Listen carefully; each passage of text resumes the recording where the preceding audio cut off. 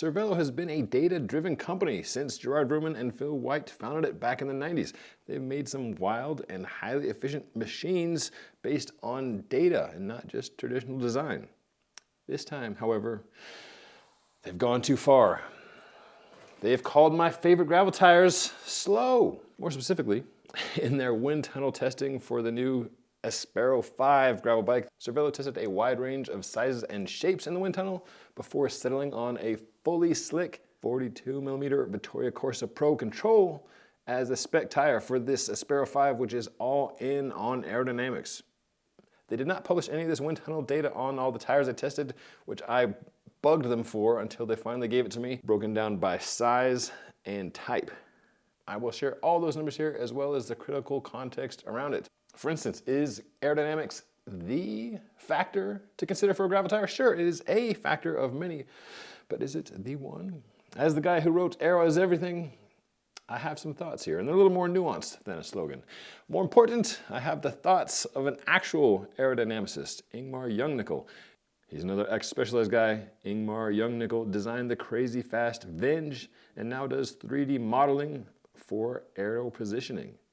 In addition to sharing the wind tunnel data, I'll also share my tire recommendations and 5 key takeaways I have for you.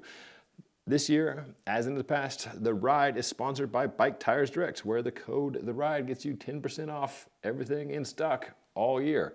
Right now, they've got some great holiday savings going on where you can save a whole lot more, 20%, 25%, even 50% on some things. Please still use my code though, so they know who sent you. That helps me out. Now, let's go dork way out on aero measurements on gravel tires. 5 takeaways. Speed matters. Shape matters. Aero is everything, yes, but other things matter, like grip, rolling resistance, comfort. Where you are matters. And lastly, and critically, I'll talk about what matters most to you and to me. But let's just get right to the data. This is what you guys want to see. Let's look at the numbers here. As I just said, speed matters when it comes to aerodynamics. The faster you go, the bigger these numbers get. Cervélo measured at 30 miles an hour, which is not a speed most of us ride on gravel at. But this is the speed at which Cervélo tests its road bikes, its time trial bikes, and thus its tires. I pressed Cervélo on this for both the tires and the bike when it came out of like, hey, can we see some numbers for 20 miles an hour, the speed that is a lot more realistic for most of us? And they calculated that back. It's roughly a third of the drag numbers. So I applied that reduction down to a third for the tire numbers here. Still a difference. It's still a matter of a few watts that you're seeing. I pressed Cervélo for model names, of course, because I want to know just like you want to know. They declined, but they did break it down by types. Full slick is the Vittoria Corsa, a perfectly round tire. And it makes sense that a perfectly round tire is the fastest. On the other end of the spectrum, you've got a full knobby tire, which surprisingly was relatively fast. So something like this WTB Resolute, which is a big, chonky, toothy tire, but has generally a round profile that tested fairly well. A poor aero shape is something that's semi-slick with wide shoulders that ends up with a squared off profile, like my favorite tire, the Schwalbe G-One RS. You know, there's other tires that have a similar profile and did similarly poorly, like, you know, Maxxis has the Reaver, right? It's got foul tread in the center and then big chunky knobs. Why I like this style is because it rolls quickly, it rolls quietly on dirt and pavement, which is a thing for me. You may not care. I ride a lot on pavement, so I don't like tires that sound like this WT Resolute. But I do like having a bit of knob in corners to give me a little more traction than a full slick would otherwise. That's the feel I like. This was not a fast shape, turns out. So on the chart here, the G1 RS style, or that Reaver style, is the semi-slick, a squared off profile, which is not fast aerodynamically.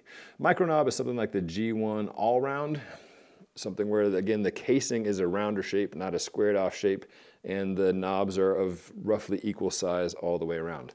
That was a relatively fast design. And then the knobby is like a full knobby like the WTB Resolute, which I just showed you. So takeaway 1, speed matters for a number of things. Certainly aerodynamic drag, the faster you go, the more dramatically the aero drag ramps up. Also, it's all connected. When you're going fast on a bike, you might want a bit of grip. You might want a bit of traction when you're going super fast. So these are all things to consider. More on that in a bit. Takeaway number 2, shape matters. The shape of the tire is what we're discussing here, but also the shape of the whole package, how the tire interfaces with the rim, how the wheel interfaces with the bike, how the bike and wheel interface with the rider, the direction of the wind, the speed of the wind. It all adds up, right? The biggest thing you can do to get fast is to change the shape of your body. Getting down into tires, it's measurable, but it's a much smaller thing, of course. For purposes of testing, Cervélo used this wheel set, the Reserve 40-44. That means a 40 mil deep front, a 44 mil deep rear. Reserve is owned by Pawn, which now owns Cervélo, Santa Cruz, Cannondale, yada yada. It's a good wheel set, and it's good to have a control the same across all the tires. This opens yet another can of worms with aerodynamics, which is the shape and width of the tire and the shape and width of the rim affect the whole aero drag package. So conceivably, a much fatter tire could test better than a skinnier tire if you had a fatter rim, and vice versa. But for purposes of this test, it was all done on the Reserve 40-44. Takeaway 3, aero is everything, but there's a lot more than just everything in the world. How the tire feels and sounds and grips are all key parts of the equation. And despite having this data in front of me that this may not be the world's fastest tire in terms of aerodynamics, I still love how this thing feels when I ride a lot of pavement, when I ride smooth dirt, and then with the shoulder knobs, when I'm leaning a bit on dirt, I like having a bit of bite. What I'm getting at with this is that, yes, dork out on these numbers, but perhaps consider the whole package. Takeaway number 4, where you live, how you like to ride determines what good is. You've heard me say this probably multiple times if you've watched my show before. Having a super fast aerodynamic tire makes sense if you're doing a solo time trial and you're going super fast and the road surface is pretty good. If you live in a super chonky area and you don't really care about going fast, then you're probably not watching a video on the aerodynamics of a gravel tire to begin with, but it's a sliding scale, right? So use your best judgment about how much these numbers matter. Whoa. Anecdotally, I've been down in Albuquerque for a bit, went and rode with Kerry Tatro, who works for Parley. He lives on the west side, surrounded by a whole lot of gravel, a whole lot of dirt, a whole lot of sand. I went and did a ride with him where we were on pavement for maybe 1% of the time, and he had big, wide, bitey tires. That made great sense. Also, he's got better skills than I do, and he would roll away from me in the sandier areas and the chunkier areas. I, through sheer luck of the bike test draw, was on a 40 mil slick, and that actually felt pretty good as I rode out to Kerry's house because I was on pavement almost the whole time to get there. Then once we got into the deeper sand, the chunkier stuff, I was wishing I had a bigger, knobbier tire, and I was thinking not a whit about the aerodynamics of that model. So as always, where you live, how you like to ride, those are the key things in determining what good is for the type of bike, the type of tire, and even perhaps the type of snacks you're having on your ride. But opinions on this stuff are easy, right? I've got half-baked opinions, you've got half-baked opinions, but what do the experts have to say about this? I happen to find one leading expert, Ingmar Young-Nickel, and I put some of these questions to him about, hey man, how much of this actually matters? And 2, hey man, what do you do now that you are also into gravel like all the rest of us are? Ingmar, how much of the work being done on our bike comes from fighting aerodynamics versus fighting rolling resistance versus fighting drivetrain resistance? Yeah, great question. For road riding, it's roughly 80% aerodynamic drag, 15% rolling resistance, and then some of the remainder is drivetrain. So 2-3% drivetrain, depending on your situation. In gravel, the changes a little bit. Rolling resistance actually 10 times higher than it is on the road. Also a combination out of course, the different terrain and the different tires. There it can be almost 50% rolling resistance, 50% aero. And roughly at what speeds? Is it 50% aero, 50% at race speed, so let's say the high 30s to like 40 kilometers per hour. It's roughly 50-50. Of course, if you go uphill, gravity can become a big part. The interesting thing there, often when you go uphill, you go downhill again. So you get some of that energy actually back. And how much energy you get back depends again on how aero you are. Because on the downhill, again, aero is the dominating piece in all of this. Sure. Yeah. When it comes to split the hairs even finer, when looking at tires, yes, you can. There's a CDA, there's an aerodynamic measurement of a tire, and then there's also a CRR, a measurement of the rolling performance of the tire. Where does that balance shake out? Is the aerodynamics of a tire big enough in the overall package that it should be considered, or when you're thinking about tires for gravel riding and racing, should you just think about the rolling resistance and things like traction and handling, etc.? Yeah. So from my end, there's actually a few more elements we should think about. So there's the rolling resistance of a tire, but especially in gravel, there's the comfort that you have. There's your bottom out risk, right? Standing on the side of the road with a flat tire is not fast at all. Sure. That's another big part. There's your corner grip. If you can open a gap through a turn, or again, crashing through a turn is not particularly fast, right? So in general, first thing is actually there's good tires and there's bad tires. Yes. The product differences between different companies is actually pretty substantial. There's like bicycle rolling resistance. There's a few of these areas where you can look some of that stuff up. Sure. So first of all, there's better and worse tires that I would look at. As it then retains to width, there's a few people riding these high-end cross-country mountain bike tires that have been doing quite well, like the Race Kings or the Schwalbe. Yes. First of all, they do as good in rolling resistance as many of the really fast, or better than really of the fast gravel tires. Yes. Better bottom out resistance, more grip, more comfort, so they win in many, many regards. The aero side of things, yeah, they're a little bit wider, but by and large, it's in front of the down tube. The aero differences aren't a big part in all of this. I would, as far as tires are concerned, probably focus on the main point of the tire, and that is keeping you on the road and keeping you rolling fast. That'd be the key part. When you talk about aero drag, generally the future of cycling aerodynamics is reducing rider drag. Yes. That is where the big part is. And 80% of your equipment or of your total drag comes from the rider, not from the equipment.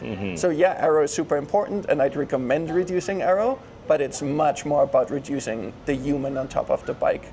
Well, of course, in rolling resistance, that's 100% the tires, or like the mass, right? Sure, so I would recommend for the tires to focus on what the tire's main job is. Sure, and then for the body, which is the biggest drag, that is the part where you can make enormous gains. Now, I've done some stuff, not nearly as much as you, but going in wind tunnels, playing with positions, and going from a 44 bar to a 40 bar. Yeah. Huge difference. Yeah. But even bigger than that is going from bolt straight arms to bent elbows. Exactly. Haven't spent a dime. Yeah. Just bent the elbows. Yes. There's things you can do where you don't change any of the fit, just how you sit on the bike. 10-20% reduction in drag.